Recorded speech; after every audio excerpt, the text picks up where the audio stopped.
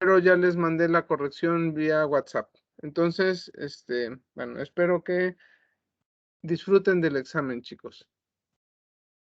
Entonces, pues adelante. Cuando gusten empezar, con el tema de tensión superficial. Sí, profe, un momento. Vamos a ver sus habilidades docentes, chicos.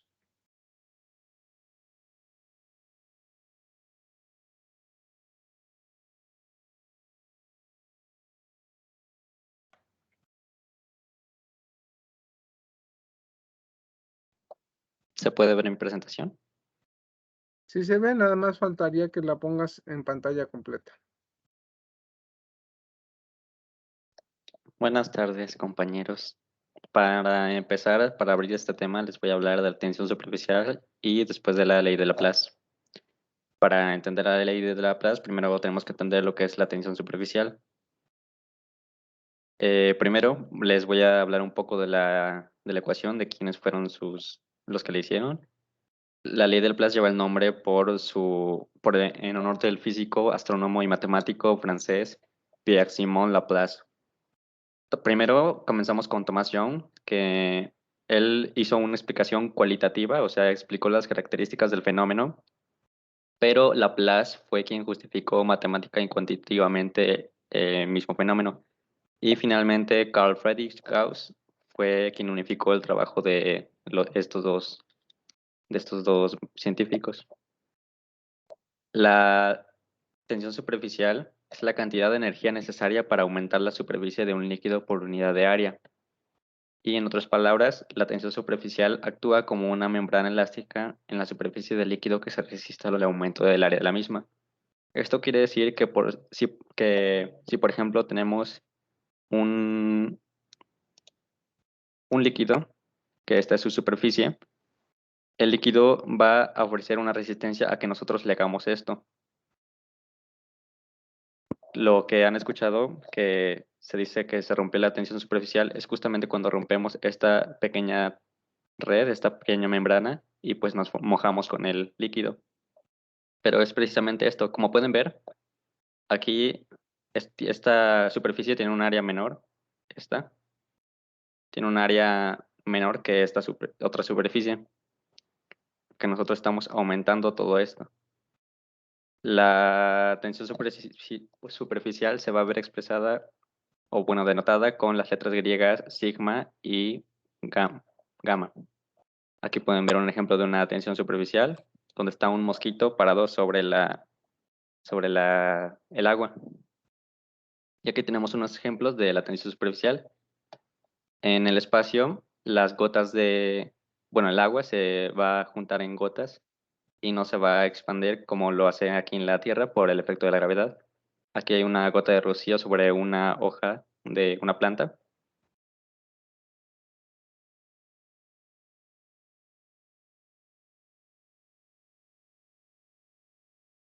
Sí, Nada más, mande. se trabó de repente, pero ya, continúa. Desde- una disculpa. Para entender la tensión superficial, tenemos que entender unos conceptos previos. El primero es la fuerza de cohesión, que es la atracción que hay entre las moléculas de una sustancia. En los sólidos, esta fuerza es muy grande y por lo tanto los sólidos pueden mantener su forma. En los gases, esta fuerza es muy pequeña y tienden a abarcar todo el volumen que pueden. Pero en los líquidos, esta fuerza hace que el líquido adopte la forma del recipiente que lo contiene. Y hablando adentrándonos en este tema que es la tensión superficial, vemos que en una gota, las moléculas que están adentro de la gota reciben atracción de otras moléculas que son sus vecinas, por así decirlo, pero las que están en la pared no reciben esa fuerza. Entonces, eso es lo que hace que adopte esta forma de gota. Como pueden ver de acá en el exterior, no hay fuerzas que las atraigan, por lo tanto, todas son atraídas hacia el centro. Otro concepto importante es la fuerza de adhesión, que es algo muy parecido a la fuerza de cohesión y a la vez muy diferente. La fuerza de adhesión es una fuerza que hace que una sustancia delimitada por algún volumen se adhiera a alguna otra sustancia en otro cuerpo. Aquí podemos ver un ejemplo de la adhesión en gotas de agua que se adhieren al vidrio. Y acá podemos ver el ejemplo del mercurio que no se adhiere a la piel, o sí se adhiere pero en muy pequeña cantidad y más bien se comporta como algo muy extraño. Se forman gotas siempre. Bueno, ahora que ya comprendemos lo que es la tensión superficial, vamos a deducir la ecuación de Laplace. Lo vamos a hacer primero por medio de lo que es una burbuja. ¿Qué es una burbuja? Una burbuja pues es un líquido que adopta la forma de una superficie esférica. Sabemos de nuestras clases de termodinámica que si queremos aumentar el volumen, tenemos que aumentar la presión o aumentar la temperatura, pero aumentar la temperatura en este caso es algo que es muy difícil. Entonces vamos a aumentar la presión. Le soplamos al jabón, al agua con jabón, y se va a hacer una burbuja. De aquí sabemos que la presión adentro de la burbuja pues va a ser mayor porque le tuvimos que soplar para que se hiciera la burbuja. Y también sabemos que lo que es la burbuja, como es un líquido, es agua con jabón o puede ser algún otro líquido, glicerina, no sé, pues el líquido sufre una tensión superficial que hace que quiera reducir su área, su superficie. Pero primero vamos a enfocarnos en la diferencia de las presiones. Tenemos que la presión aquí en el ambiente va a ser menor a la presión que hay dentro de la burbuja. De aquí tenemos que hay una diferencia de presiones. Ahora vamos a analizar lo que sabemos del principio de Pascal. Del principio de Pascal sabemos que la presión es una fuerza que actúa sobre una superficie.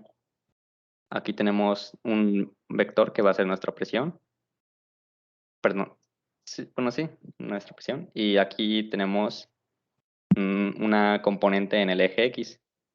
Lo que estamos haciendo aquí en esta presentación es proyectar nuestra área, que va a ser cualquier área que tengamos de una superficie, por ejemplo, de nuestra burbuja, la vamos a proyectar en un eje perpendicular al eje X.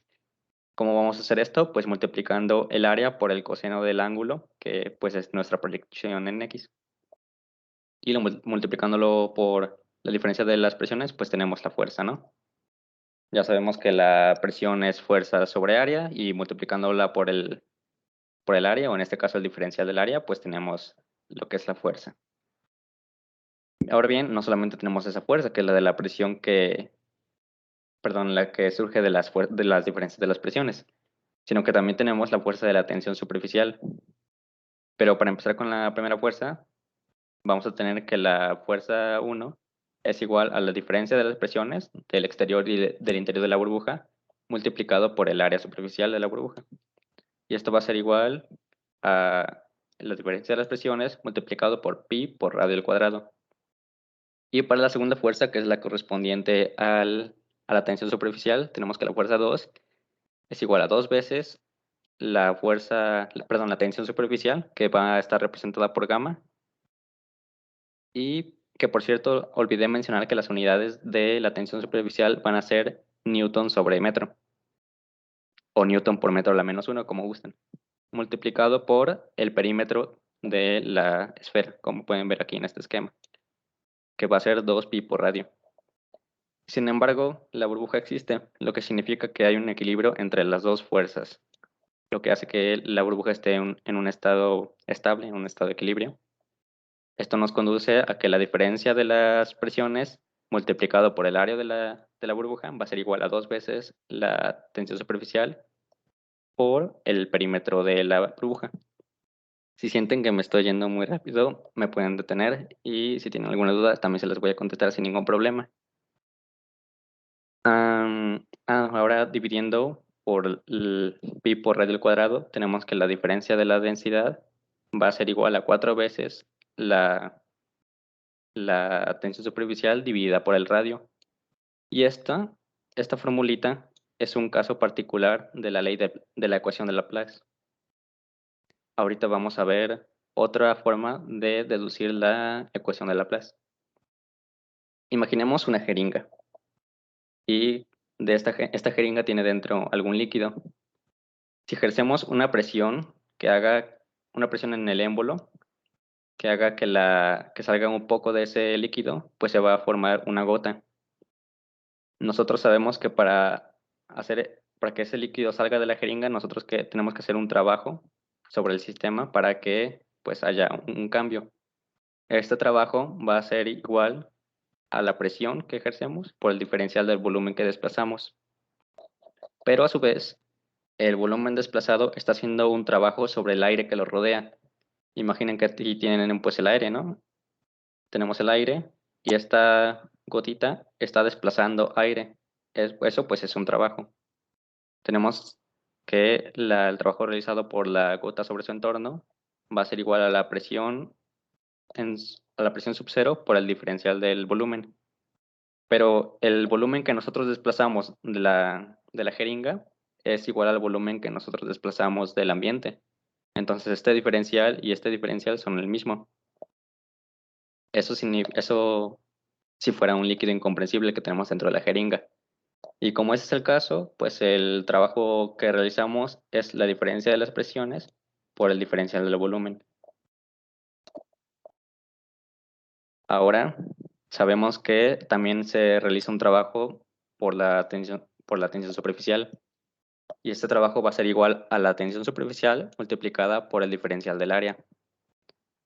Y ahora recordando las ecuaciones del área y del volumen, tenemos que el volumen es igual a 4/3 de pi por radio al cubo y el área es igual a 4 por pi por radio al cuadrado.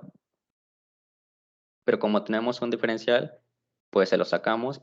Tenemos que el diferencial del volumen va a ser igual a 4 pi por radio al cuadrado por el diferencial del radio. Y en el área va a ser el diferencial del área es igual a 8 por pi por radio por el diferencial del radio. Por lo tanto, la diferencia de las presiones va a ser igual a 4 veces pi por radio al cuadrado por el diferencial del radio por 8, perdón, este es igual a 8 por gamma, que es la tensión superficial, por pi por radio por el diferencial del radio. Y esto de aquí no nos hace nada. El 4 sacamos mitad, sacamos otra vez mitad, y nos queda que la diferencia de de las presiones, perdón, es igual a 2 veces la tensión superficial sobre el radio. Ya viéndolo de manera más general, la ecuación de Laplace va a ser la diferencia de las presiones es igual a la tensión superficial por la suma de los inversos de los radios. Hay casos muy especiales que son los que más se utilizan, por ejemplo, en el caso de esferas, como ya vimos, que puede ser la gota, que puede ser la burbuja, o también las popas, donde la diferencia de presiones va a ser igual a 2 veces la tensión superficial por el radio. Y para meniscos, que si no saben qué es un menisco, pues es esto. No sé si se alcanza a ver bien, creo que no, pero esto es aquí una superficie cóncava. Perfecto. Y esta es una superficie convexa. Ah, sí, no sé qué le pasó. Bueno, esto se da debido a las fuerzas que ya vimos antes, que son las fuerzas de cohesión y las fuerzas de adhesión. En este tubo de aquí, en el tubo A, las fuerzas de adhesión superan a las fuerzas de cohesión, lo que hace que el agua no se junte en una gota como lo haría normalmente, sino que se pega a las paredes del cristal, del vidrio, lo que hace que adopte esta forma. En el tubo B, el mercurio tiene una fuerza de cohesión mayor a la fuerza de adhesión, lo que significa que el mercurio se va a hacer en forma de una gota, en vez de adherirse al cristal. Para estos casos, la ecuación es la diferencia de las presiones es igual a la tensión superficial dividida entre el radio. Y un extracultural es que si la fuerza de adhesión supera la fuerza de cohesión, el sólido que entre en contacto con el fluido se mojará, por así decirlo. Por el contrario, si la fuerza de cohesión es mayor, se formarán gotas. La fuerza de adhesión se ve mucho en las plantas, que utilizan dicha fuerza para elevar el agua sin tener que gastar energía. Así adquieren nutrientes del suelo y pues no gastan energía además. También puede verse cuando sumergimos papel en el agua, que el papel se moja y va subiendo el líquido por el papel, aunque nosotros no lo sumerjamos más. También se puede ver en el mercurio que tiende a formar gotas bastante grandes y no moja los objetos en los que lo ponemos. Y no sé si ustedes han tenido la oportunidad de lavar a mano, pero hay veces en las que hay prendas que no se mojan por más agua que le eches. ¿Y cómo hacemos para solucionar este problema? Pues le agregamos jabón al agua y ya se moja. Esto sucede porque al agregar jabón al agua disminuimos las fuerzas de cohesión que hay en ella y pues ya puede penetrar la tela con más facilidad. Eh, la capilaridad es una consecuencia de las fuerzas de adhesión. La capilaridad es una propiedad de los fluidos que depende de su tensión superficial, la cual a su vez depende de la cohesión del fluido y que le confiere la capacidad de subir o bajar por un tubo capilar. Esto es lo que le decía hace un momento y se ocupa mucho por lo que había leído, se ocupa mucho en medicina y se ocupa también, bueno, lo vemos también en el caso del tallo de las plantas que hacen subir el agua. De nuevo aquí vemos lo de la superficie convexa y cóncava. Ya para terminar, los dejo con una cita que me gusta mucho de Laplace. Hemos de considerar el estado actual del universo como el efecto de su estado anterior y como la causa del que ha de seguirle. Una inteligencia que en un momento determinado conociera todas las fuerzas que animan la naturaleza, así como la situación respectiva de los seres que la componen, si además fuera lo suficientemente amplia como para someter a análisis tales datos, podría abarcar en una sola fórmula los movimientos de los cuerpos más grandes del universo y los del átomo más ligero. Nada le resultaría incierto y tanto el futuro como el pasado estarían presentes ante sus ojos. Pierre-Simon Marqués de Laplace. Sería todo. Bueno, nada más una aclaración que se me olvidó mencionar. En esta parte tenemos que va a ser 2 veces el puntero. Ajá. Esta parte va a ser 2 veces la tensión superficial porque tenemos 2 superficies, tanto dentro de la burbuja como fuera de la burbuja. Es por eso que es 2 veces la tensión superficial. En el caso de la gota no vemos esto porque pues solamente hay una diferencia de presión con el exterior, porque adentro es pura agua. Y eso sería todo ahora sí. Si tienen alguna duda pueden preguntar con toda confianza, no me enojo. Trataré de responder lo más posible.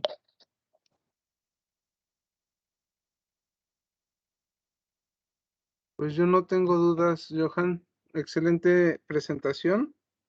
No sé, Nadia, adelante. ¿Qué es una popa?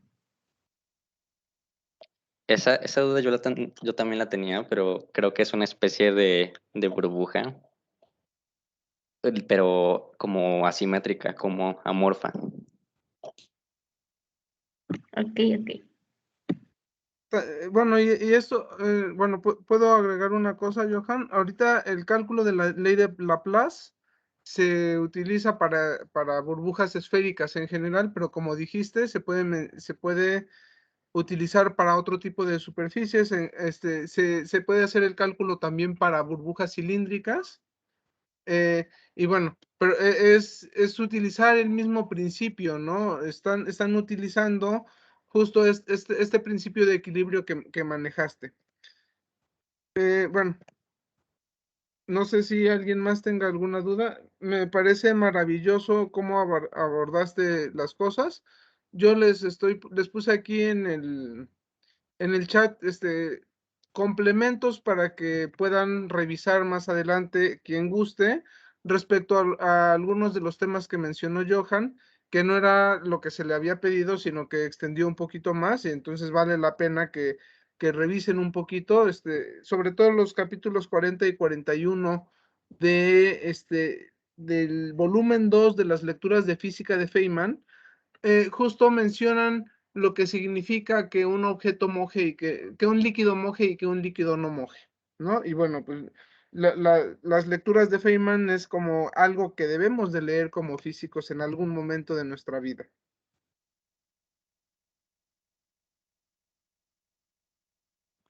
Son muy bonitas.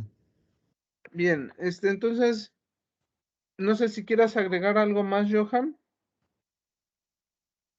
Pues no, realmente no tengo nada más que agregar. Eso sería todo por mi parte y pues ahorita creo que va a pasar Rachel o Neri, no recuerdo. Va Neri y al final va Rachel. Bueno, yo sí quiero comentar una cosa más. Te iba a preguntar de aplicaciones, pero sí las dijiste, entonces, pues ya no, nada más quiero agregar, mencionaste que dentro de las aplicaciones está en medicina y justo la ley de Laplace se utiliza para modelar, se utiliza como modelo para entender el fenómeno de respiración, para entender cómo se da la transferencia de aire, bueno, de oxígeno hacia la sangre a través de los alvéolos pulmonares. Entonces, justo las personas que tienen problemas de asma o que tienen problemas respiratorios, una de las cosas que se necesita es meter surfactantes que son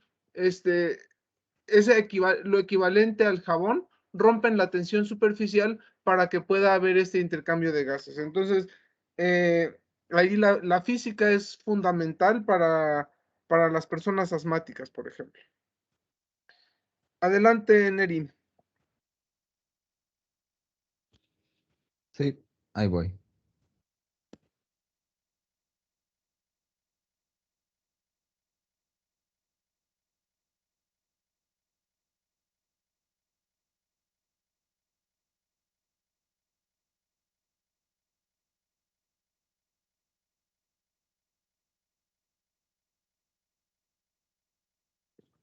¿Ya se ve mi pantalla?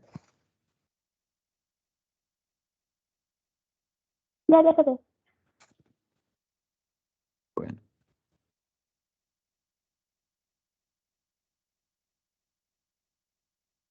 Buenas tardes.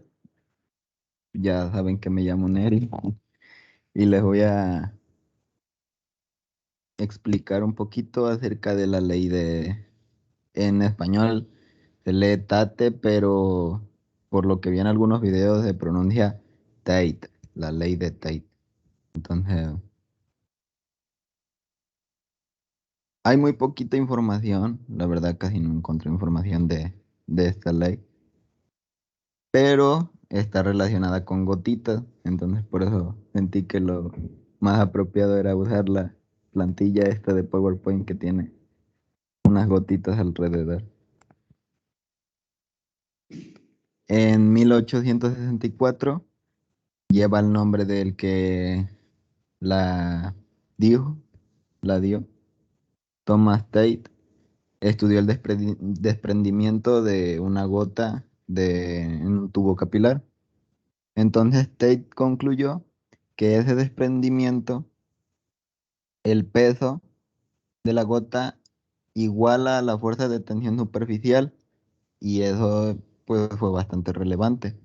Estábamos diciendo que dicha fuerza es el producto del perímetro del estrechamiento, que es pues simplemente 2pi por r por la tensión superficial, y entonces ya estamos diciendo que el peso era igual a 2pi por r por la tensión superficial. Aquí están viendo las medidas. R es el que va desde acá hasta en medio y el R minúscula es una medida de la gotita. Entonces, bueno, este aparato se llama estalagmómetro. R, como se podrán haber dado cuenta, es muy difícil de medir, porque para medir una gotita a la par de que va cayendo, pues es muy complicado.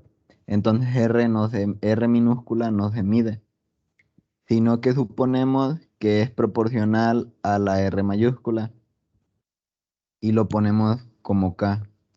K va a ser la proporción entre R minúscula y R mayúscula. Ay, perdón.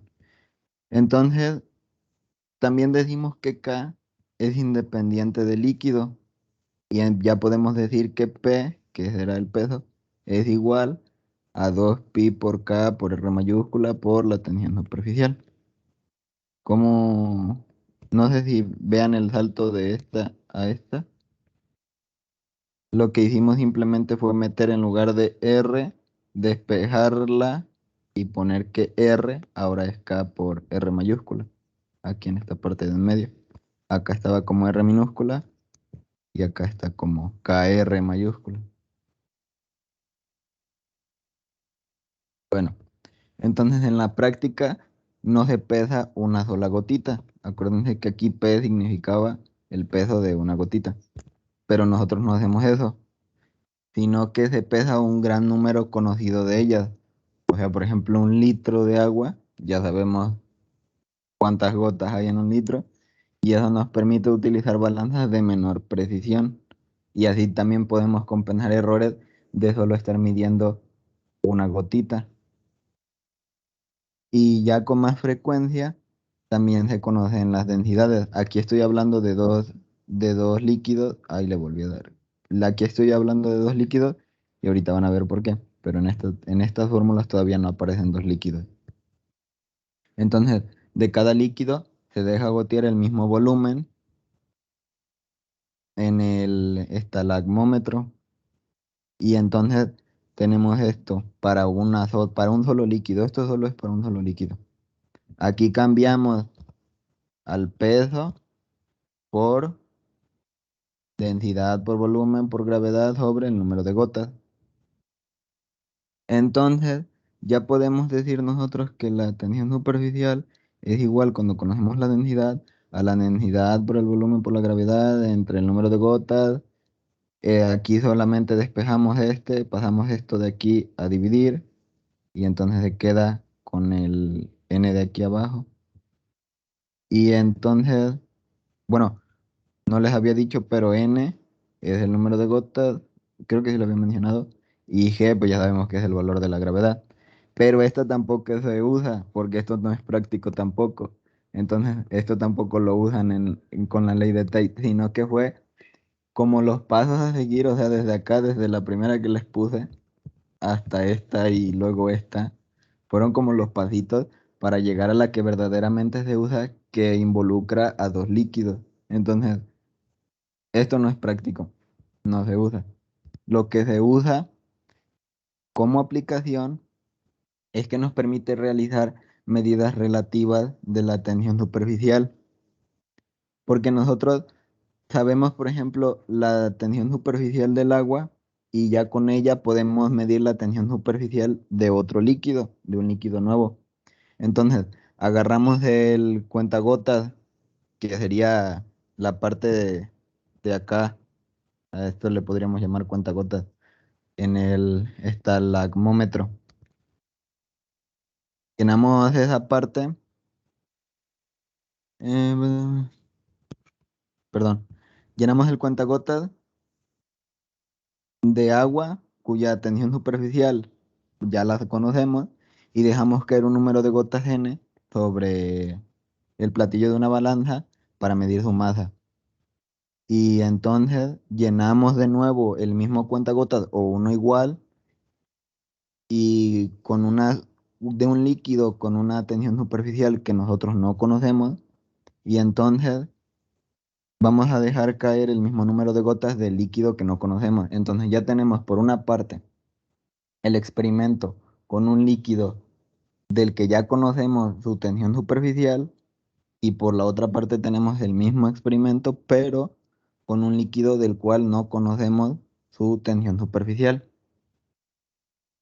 Esto nos permite entablar esta relación entre la masa, las masas y las tensiones superficiales. Y aquí pues ya se pueden dar cuenta bien fácil que esto sí es práctico, así sí es práctico medir la tensión superficial, porque simplemente es una regla de tres. Entonces un ejemplo, si tenemos 10 gotas de agua que tienen una masa de 586 miligramos y tenemos 10 gotas de aceite que tienen una masa de 267 miligramos, nosotros también ya conocemos que la tensión superficial de esa agua es de 0.0728 newtons sobre metro. Y entonces ya podemos calcular la tensión superficial del aceite bien fácil, nada más haciendo una regla de 3, porque aquí tenemos la masa 1, que era la del agua, 586. La masa 2, que era la del aceite, 267. Y la tensión superficial del agua, que es 0.0728. Simplemente pasamos aquí, bueno, la regla de 3 cruzado y luego dividir, y ya tenemos el que nos falta. Y ya entonces tendríamos que la tensión superficial del aceite es 0.033 newton sobre metro. ¿Tienen alguna duda hasta aquí? Yo tengo una duda. Sí. ¿Cuántas gotas tiene un litro de agua? Ah, pues no. A ver, número de gotas. Es que normalmente, por ejemplo, sabemos cuánto pesa una gotita. Por ejemplo, el número de gotas, hay 20 gotas en un mililitro. Entonces, en un litro hay 20.000 gotas. Vaya, Déjame ayudarte un gracias. poquito ahí, Neri. El número de gotas que hay depende del capilar que se esté utilizando. Justo en eso consiste la ley de Tate, que si nosotros tenemos un capilar muy angosto, entonces las gotas que van a caer van a ser más pequeñas a que si tenemos un capilar más grueso. Sí, Entonces, sí, y por adelante. ejemplo, la medida que acabo de decir yo es como la que viene como por referencia en Google. De, supongo que es como una referencia muy así, muy, no sé, como para tener algo cotidiano de, pero sí, solo era una referencia, no es como que, porque una gota, pues es algo, ¿cómo se podría decir? Subjetivo. Sí, regresa a la diapositiva donde tienes la imagen del cuentagotas. Eso depende, como comentaba ahí Neri, del radio del capilar. Entonces, si tienes un capilar más pequeño, más angosto, vas a tener una gota más pequeña a que si tienes un capilar más grueso. Y entonces tus gotas van a ser diferentes. Entonces, para poder hacer esas mediciones, lo que sí conoces es la tensión superficial, pero pero vas a hacer mediciones con el mismo instrumento para diferentes materiales, conociendo la tensión superficial del agua, y entonces ahora sí haces el procedimiento que comentaba Neri.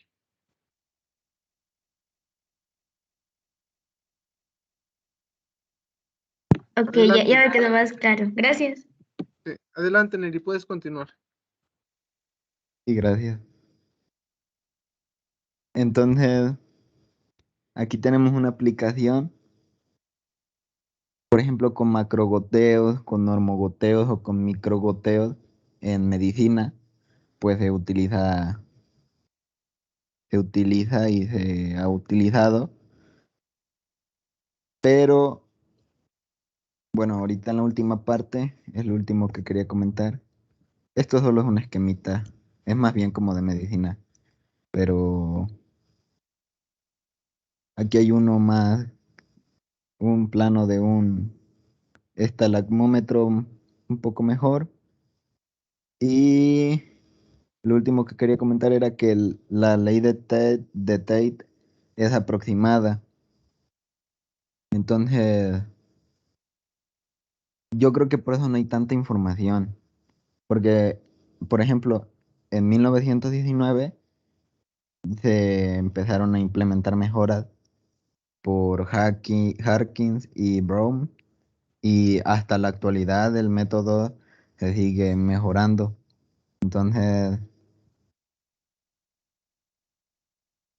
pues supongo que por eso casi no hay información. Pero, pues aún así ayudó bastante a la medicina. Y pues como siempre, algo se descubre o algo se propone y está en constante mejora, en mejoramiento. Y eso fue todo. Muchas gracias, Neri. No sé si alguien más tenga algún comentario, alguna duda.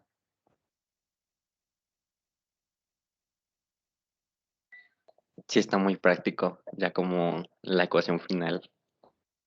Sí, luego no se ve justo hasta ahora que lo menciona Neri, esta parte de, bueno, pues sí, es una ecuación sota bien compleja, bueno, no es compleja, tiene muchos elementos, pero ya la aplicabilidad de acuerdo a la deducción que se utiliza, pues es bien práctico porque ya nada más, como dice Neri, es una regla de 3 y ya, y eso es algo que desde la primaria conocemos, ¿no? A ver, ahora, ¿con qué nos va a ilustrar Rachel con respecto a las formas de medir la tensión superficial? Un momento, por favor. Sí. ¿Por qué se va, Neri? ¿Ya se ve? Sí, adelante. Ok, perfecto. Un momento.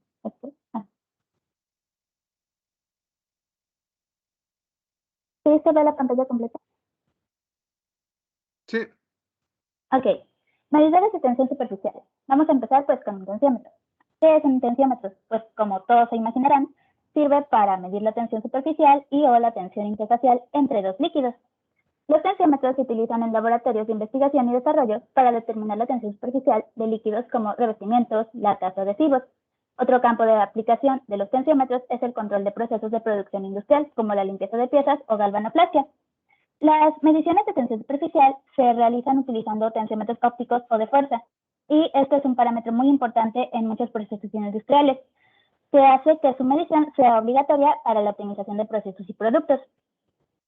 Existen diferentes tipos de tensiómetros, con diferentes métodos de medición para rangos de medición y problemas particulares, como es el caso de los tensiómetros de fuerza. Aquí la fuerza de tracción se produce como resultado de mojar una sonda sumergida que pues se mide con referencia a la longitud mojada. Este se usa para la tensión superficial estática.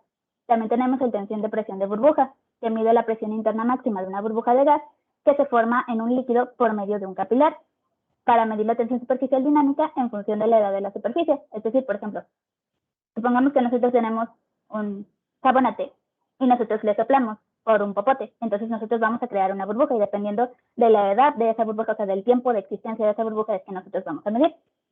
Tenemos el tensiómetro de volumen de gota, que mide el volumen de una gota de líquido producida en un capilar vertical en otro líquido en el momento de su desprendimiento.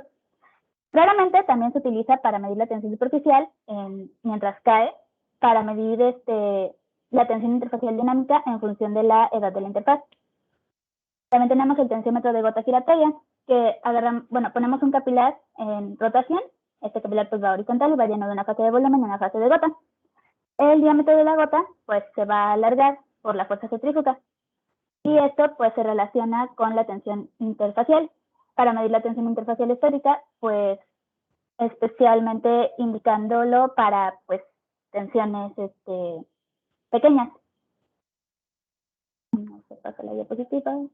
Un momento, por favor.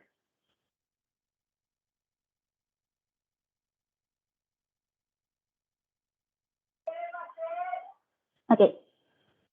Métodos. Si bien ya abordé ligeramente los tensiómetros que existen, voy a enunciar pues de forma más formal los métodos que se emplean en estos. Tenemos el método del anillo de Dunant, el método de la placa de Wilhelmine y el método de la gota pendiente, el método de burbujas o gotas en reposo. También tenemos el tensiómetro de Dunant, pero este no es otra cosa que un aparato más sofisticado que utiliza a fin de cuentas el método del anillo de Dunant. Así que pues no es tan necesario de explicar.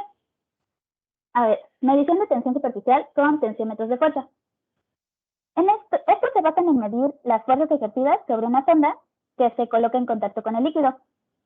Esta está conectada a una balanza muy sensible y la fuerza medida por la balanza se usa para calcular la tensión superficial.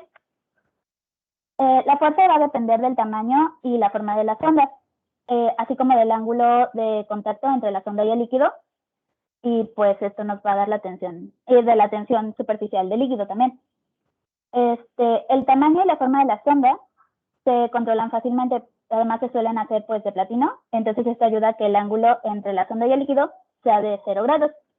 Normalmente utilizamos dos configuraciones de sondas, que son el anillo de Dunois y la placa de Wilhelmsen, pero también se puede utilizar una varilla de metal. Esta se usa generalmente cuando el volumen es muy pequeño y se le conoce como el método de Dunois-Padal. Ahora sí, vamos a abordar pues el método del anillo de Dunois. En este método se usa un anillo de platino como sonda. El anillo se va a sumergir debajo de la interfaz, moviendo la plataforma hasta donde se coloca el líquido. Después se va bajando el recipiente con el líquido hasta que el anillo atraviesa la interfaz, trayendo consigo una pequeña capa de líquido. Si el recipiente baja más, pues esta pequeña capa se va a desprender. Sin embargo, antes de que esta se desprenda, es que nosotros conseguimos la fuerza máxima para pues separarlos, ¿no? El cálculo de la tensión superficial se basa precisamente en esta fuerza. Aquí no nos interesa pues qué tanto inmersimos el anillo antes de empezarlo a subir, ni qué tanto se elevó antes de que se rompiera, sino la fuerza que se ejerció justo antes de que se rompa. El fluido que está debajo del anillo, cuando este comienza a elevarse, puede hacer que nuestros cálculos pues queden un poco diferentes de lo que deberían, pues aumenta la tensión superficial en un 7%, más o menos. ¿Esto por qué? Porque el agua que se encuentra ahí cuando comienza a subir no está ahí por la tensión superficial, sino más bien por las fuerzas capilares. Sin embargo, pues si hacemos los cálculos quitando ese 7%, pues no debería de haber mayor problema. Hoy en día, pues los cálculos de software automatizados utilizan habitualmente pues factores de corrección para restar y contabilizar este exceso de líquido. Cuando se utiliza el factor de corrección, pues se debe conocer la densidad de líquido. Este método se usa ampliamente para medir la tensión interfacial entre dos líquidos, pero se debe tener cuidado para asegurarse de que el anillo pues no se deforme. Este es un pequeño esquema que, como pueden ver, baja el anillo hasta que se introduce por completo en el líquido y luego comienza a subir y lleva consigo esa pequeña capa de la que les hablé. Procedemos voy a explicar ahora pues el método de Wilhelmsen. En el cálculo se basa en el perímetro de la placa. Si bien la ejecución es totalmente igual a la del anillo de Dunois, aquí se va a calcular diferente la tensión. En este método, la posición de la sonda con respecto a la superficie es muy significativa. A medida que la superficie del líquido entre en contacto con la sonda, el instrumento detectará el momento exacto de contacto al registrar un cambio de fuerza en la sonda. Se va a llamar profundidad de inmersión cero. Y cuando la placa se sumerge debajo de este valor, luego la vamos pues a empezar a subir, como mencioné con el anillo de Dunois. Y cuando regresa a esa parte en la que se conoció como profundidad de inmersión cero, es cuando registramos la fuerza. La fuerza pues se da como la tensión superficial multiplicada por el perímetro de la placa, multiplicada por el coseno del ángulo de contacto entre la placa y el líquido. Como ya sabemos que pues la placa va a estar completamente humedecida, el ángulo de contacto pues va a ser 0. Entonces el coseno de este ángulo pues va a ser 1. De modo que podemos calcular la tensión superficial como la fuerza obtenida dividida entre el perímetro de la placa. Debido a una gran longitud húmeda de la placa de platino, la lectura de la tensión superficial suele ser muy estable en comparación con otros métodos. Y como beneficio adicional, pues estas se pueden hacer de papel para un uso desechable. Se considera ampliamente el método más simple y preciso para medir la tensión superficial. Aquí tenemos un pequeño esquema, como en el caso anterior, sin embargo, queda muchísimo más claro al verlo de forma experimental, que si me lo permiten, al final se los voy a mostrar. Procedemos a la varilla de platino o método de Dunois-Padal. En este caso, igual, se va a realizar de la misma manera que los anteriores, sin embargo, aquí vamos a utilizar una varilla. Es mucho menos preciso. Sin embargo, hay una cosa, y es que si nosotros medimos la tensión superficial, entre nuestra sonda y los bordes del recipiente tiene que haber un espacio. Entonces, si el volumen es muy reducido, nosotros no podemos utilizar el anillo o la placa porque podrían chocar con los bordes del recipiente. Entonces, lo que aquí nosotros podemos hacer es sustituir esto por una varilla. Sin embargo, aunque puede utilizarse para una amplia gama de viscosidades, pues no se puede realizar la medición de las tensiones interfaciales. Sin embargo, pues es de todas maneras una buena opción cuando hay volúmenes muy pequeños. Procedemos a las mediciones de tensión superficial con tensiómetro óptico, pero antes de abordarme a ello, ¿hay alguna duda? ¿O voy muy rápido? Si no... Vas muy rápido, pero adelante, síguele, Rachel. Ok. Mediciones de tensión superficial con tensiómetro óptico. Los tensiómetros ópticos se utilizan para medir valores de tensión superficial estáticos o semidinámicos. Y estos, pues sus componentes principales van a ser una cámara, un dispensador pues, para dispensar la gota, una plataforma de muestra y una fuente de luz para iluminar la gota en la plataforma de muestra. Estos pueden ser sistemas pues completamente manuales o instrumentos completamente automatizados. Vamos a empezar pues con el método de caída colgante. La forma de la gota que cuelga del agua, de la aguja, perdón, se determina a partir del equilibrio de fuerzas que incluya la tensión superficial del líquido. La tensión superficial o interfacial puede estar relacionada con la forma de la gota y va a estar dado como la tensión superficial va a ser igual a la diferencia de la densidad entre los fluidos multiplicado por la aceleración gravitacional multiplicado por el radio de la curvatura de la caída en el vértice. Todo esto se va a dividir entre beta. ¿Qué es beta? Pues es el factor de forma. Y eso es un tema un tanto complicado, pero se puede definir mediante la ecuación de Young-Laplace, expresada con 3 ecuaciones adimensionales de primer orden. Todo esto está un poco complicado, sin embargo, pues las computadoras no tienen gran problema, así que pues las computadoras utilizan pues aproximaciones iterativas que permiten encontrar las soluciones a la ecuación de Young-Laplace. Y pues se puede determinar la tensión superficial o interfacial entre dos fluidos inmisibles cuando se conocen pues las densidades.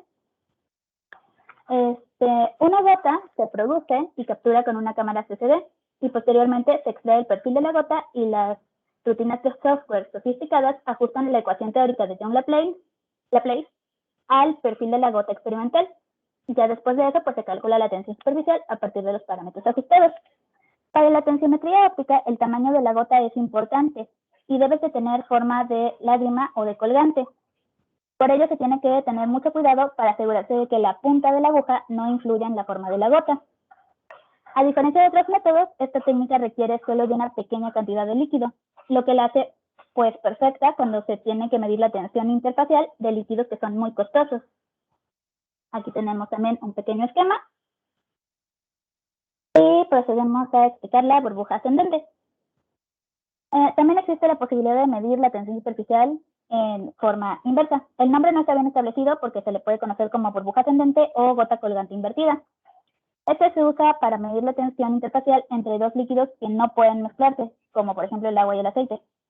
Pero también se puede utilizar para medir la tensión superficial. Para este método se coloca una cubeta transparente y se usa una aguja con forma de gancho para crear una burbuja en el aire. La tensión superficial se va a calcular de la misma manera que con la de caída colgante. Y las mediciones pues, de este método se utilizan principalmente cuando es necesario realizar mediciones de tensión superficial muy largas. También me gusta... Ay, se trabó. Ah, no, sí, ya. Ok. También me gustaría mencionar algunos casos para mediciones de tensión superficial en condiciones extremas. Si bien la mayoría de las veces pues vamos a calcularlo en condiciones ambientales, hay algunas veces donde es necesario controlar ya sea la temperatura o las presiones. En el caso de los tensiómetros de fuerza, pues únicamente podemos calentar o enfriar la tasa medidora con la que se está realizando la medición para pues conseguir la temperatura deseada. De forma similar pasa con el tensiómetro óptico. Sin embargo, ¿qué pasa con la presión? Bueno, resulta que el tensiómetro óptico también nos sirve para medir la tensión superficial bajo presión. Y esto es muy importante, especialmente en las aplicaciones de recuperación de petróleo, donde se necesitan altas temperaturas y presiones para evaluar los fenómenos en las condiciones de yacimiento. El control de la presión también es necesario si las soluciones acuosas deben calentarse cerca y por encima de los 1 grados Celsius para evitar la formación de burbujas.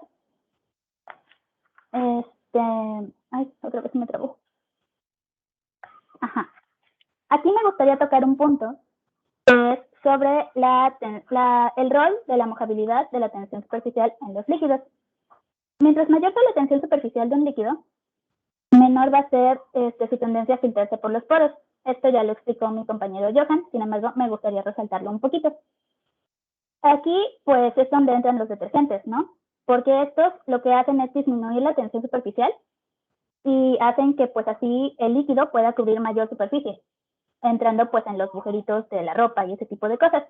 Una vez que ya expliqué este pequeño punto, me gustaría ir a lo que sigue. Hay algunos experimentos sencillos para demostrar o para observar más bien este suceso. Encontramos el experimento del clip, que es muy fácil, simplemente tomas un vaso de agua, le pones un clip encima y pues el clip va a flotar, ¿no? Sin embargo, ¿qué pasa si nosotros le añadimos detergente? Pues nosotros vamos a romper la tensión superficial del agua y el clip se va a hundir en ese momento. Uno más ilustrativo y que a mí me pareció más bonito es el de barco de papel. Igual tú colocas tu fluido, bueno, supongamos una cubeta de agua y colocas encima un barquito o colocas pues en su defecto una palita de madera, algo que flote. Y tú agarras un hisopo y le pones detergente. Entonces tú colocas el hisopo justo detrás del barquito y este lo que va a hacer es desplazarse hacia los bordes del recipiente. ¿Y por qué pasa esto? Bueno, resulta que pues al colocar eso rompes la tensión superficial y esta se va a disipar rápidamente hacia los bordes, haciendo que el barco pues se vaya hacia allá, como se muestra en esta diapositiva. Finalmente, pues les quiero mostrar un modelo mercantil que encontrarías pues en un laboratorio sobre un tensiómetro de fuerza, más o menos así deberían. Y si me permiten, me gustaría mostrarles un videíto en el que se ponen en práctica para que puedan observar todos estos métodos que expliqué.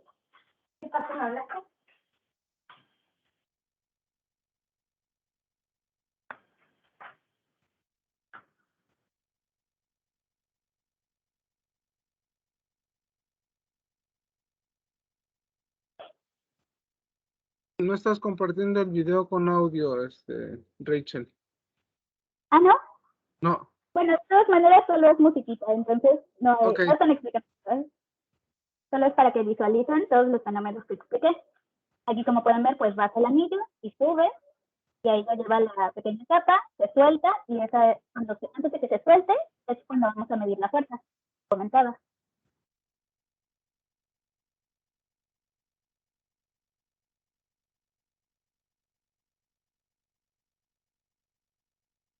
En el laboratorio de la facultad hay un medidor de tensión superficial, pero nunca, alumnos de la Facultad de Física nunca lo han utilizado. Lo han llegado a utilizar de otras facultades, pero de la Facultad de Física nunca. Entonces, si ustedes llegan a tener oportunidad, estaría bien que en algún momento más adelante que ya podamos regresar, pues que se lo pidan prestado a Mau para que puedan hacer experimentos con esto, ¿no? Estaría muy genial.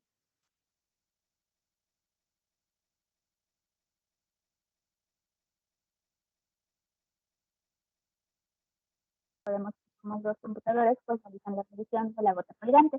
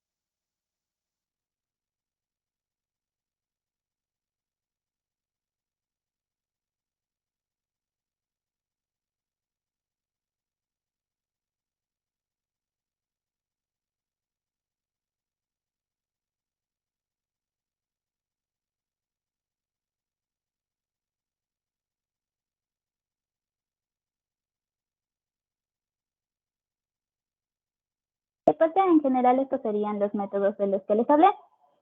Únicamente me gustaría añadir a Un momento, por favor. ¿Se ven mis diapositivas? Sí, se ven. Ahí están. Ah, ok. Perfecto. Únicamente me faltaría añadir que, pues, si ustedes gustan, puedo compartirles este enlace en el que hay un simulador que de hecho emplea la ley de Tate, en la que se puede medir pues la tensión superficial. Y pues me pareció bastante interesante e ilustrativo por si gustan jugar un poco con esto, para que puedan entenderlo más al realizarlo pues de forma más experimental y jugar con ello, ¿no? Etcétera. Y ya, eso sería todo de mi parte. Excelente, Rachel. Muchas gracias. ¿Alguna duda por parte de alguno de ustedes? Yo tenía una duda con lo que era una sonda. ¿Era como una especie de tubito alargado o... Bueno, en realidad una sonda es con lo que vamos a realizar lo que vamos a colocar entre el líquido para jalar, o sea, lo que va a medir la fuerza, bueno, no va a medir la fuerza, sino con lo que vamos a medir la fuerza. En el caso del anillo de Reynolds, la sonda viene siendo pues el anillo, en el de la placa de Wilhelmine, la sonda pues es la placa, y en el de la varilla de el método de Uno y Padal, pues es la varilla. Ya, gracias. Pues muchísimas gracias, chicos. La verdad, muy buena presentación por parte de los tres. Cada uno tiene su forma de presentar. Les agradezco. Bueno, y con esto pues complementamos esta parte del curso que no viene dentro del temario, pero que pues ya vieron que son temas bastante interesantes. Y bueno, podemos agregar un montón más de temas interesantes. Yo creo que sí nos va a dar tiempo de agregar cosas, pero como les comenté, el lunes vamos a empezar ya con la parte de ondas. Bueno, y tienen un examen sobre el cual avanzar o trabajar este fin de semana, que bueno, ya algunos de ustedes vi que ya están avanzando en él. Y bueno, pues como es examen a libro abierto, pues ya saben que pues no me pueden consultar, ¿no? Nada más les recuerdo que pues sí será importante que lo entreguen a la hora, antes de la hora límite, ya que si lo entregan después, pues no va a haber chance de entregarlo después. No sé si tengan alguna duda, algún comentario de lo que sea. Profe, no es sobre el examen, pero ahorita estaba pensando que tal vez en la exposición de Johan, tal vez no se refería a popa, sino a pompa, como las pompas de jabón. Y estaba buscando que es muy diferente una pompa a una burbuja, que es lo que él decía, que tienen como diferente forma una burbuja, porque la burbuja es más esférica. Entonces tal vez sea por eso. Creo que por ahí va la cosa. Y por otro lado, bueno, una cosa que físicamente quiero preguntarles, a ver si alguien me sigue con la pregunta es, ¿cuál es la diferencia entre una gota y una burbuja? ¿Qué características tiene cada una de las dos?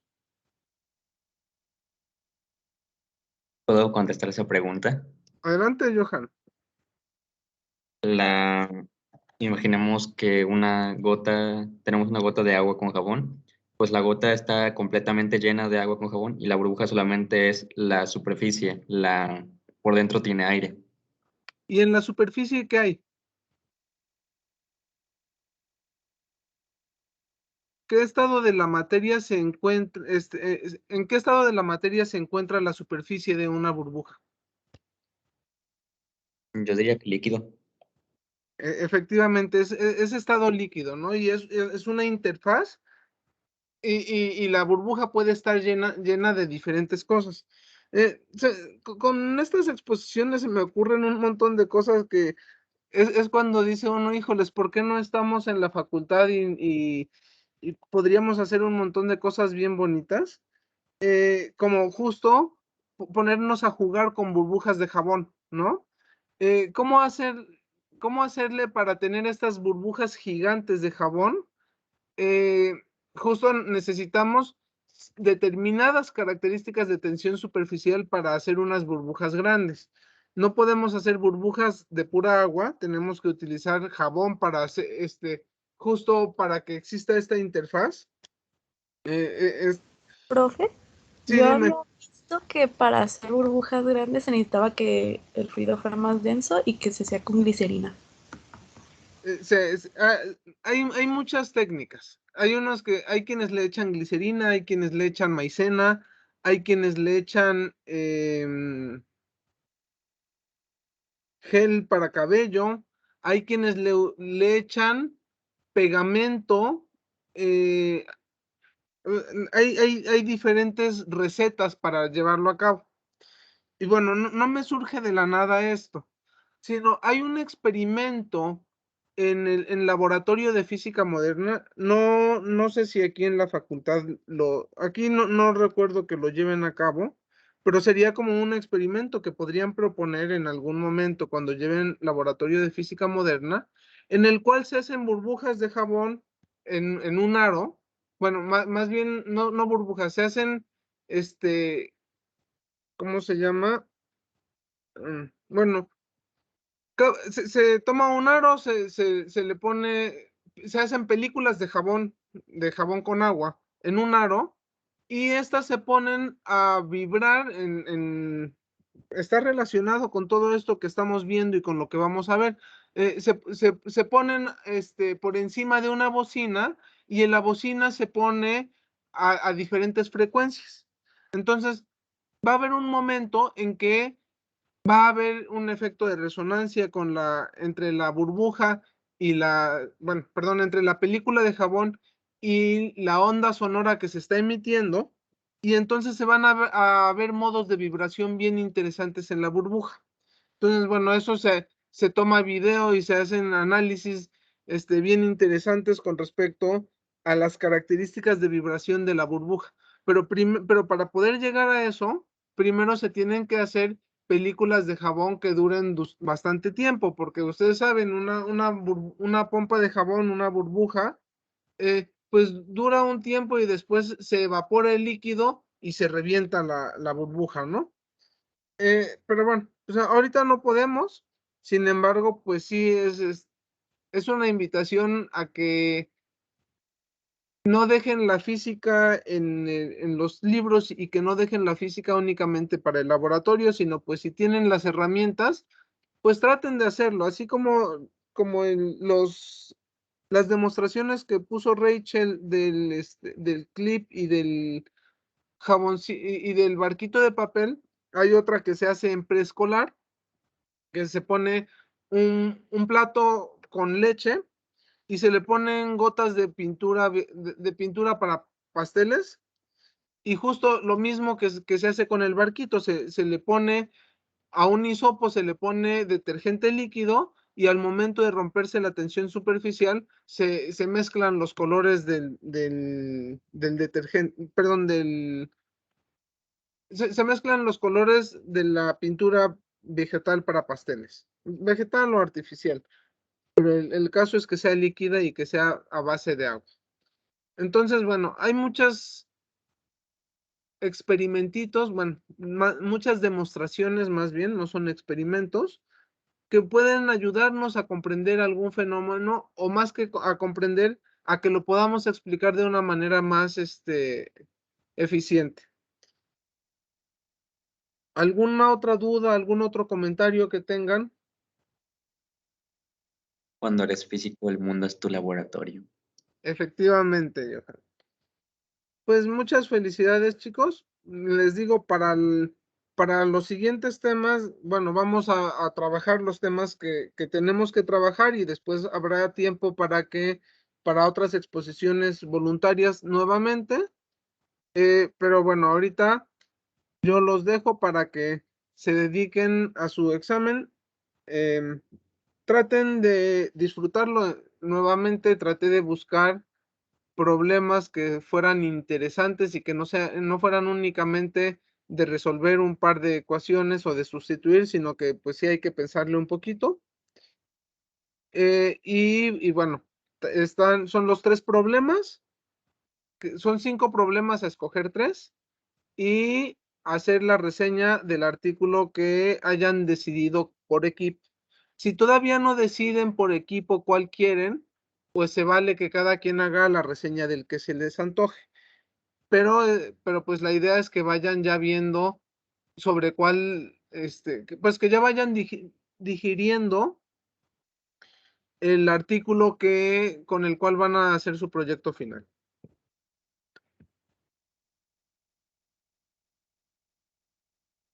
Bien, chicos. Pues de mi parte es todo. No sé si quieran si se necesita comentar alguna otra cosa.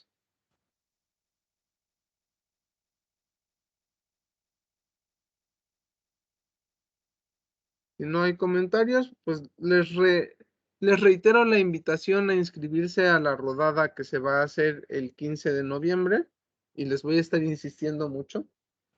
De la vieja facultad que ya conocieron muchos de ustedes a las nuevas instalaciones.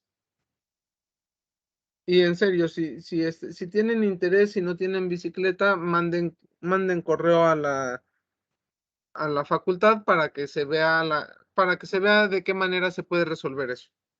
Pero pues tendrían que mandarlo así como pronto, como para poder ir buscando qué opciones se tienen.